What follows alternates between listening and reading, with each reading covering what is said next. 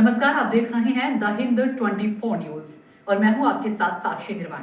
आइए नजर डालते हैं आज की कुछ बड़ी खबरों की ओर। सूरत के लिंबायत क्षेत्र में बिल्डर से खंडनी रंगदारी मांगने के आरोप में कांग्रेस पार्टी के वार्ड नंबर 18 के पूर्व प्रमुख जमाल अंसारी को लिंबायत पुलिस ने गिरफ्तार किया है। जानकारी के अनुसार कांग्रेस कार्यकर्ता जमाल अंसारी पर बिल्डर से 2 लाख रुपए की खंडनी मांगने और उसमें से 98,000 रुपए वसूलने का आरोप है।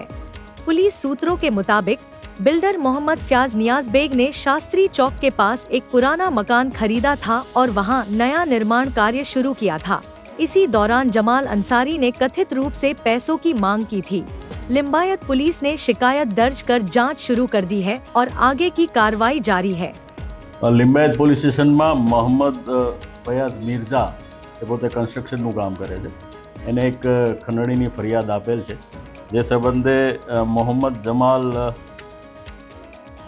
સાદિક અંસારી જે એની સાઇટ ઉપર આવી અને પોતે ગેરકાયદેસર બાંધકામ કરે છે અને પોતે પત્રકાર હોવાની ઓળખાણ આપી અને જે તે વખતે બળજબરીથી 83,000 રૂપિયા લઈ ગયેલ।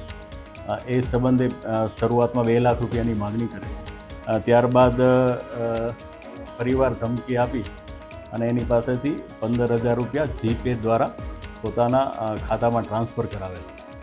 જે સંબંધે ફરિયાદ આપતા પોલીસે તપાસ હાથ ધરી અને આ છે આરોપી છે એની ધરપકડ કરેલી છે।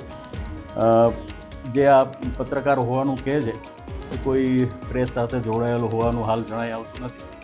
પોતે કલરની દુકાન ધરાવે છે, જે પણ બંધ થઈ ગયેલ છે અને પોતે ભૂતકાળમાં કોંગ્રેસનો વોર્ડ પ્રમુખ હતો અને ચૂંટણી પણ લડેલો છે એવું હાલ તપાસમાં ખુલવા પામેલ છે।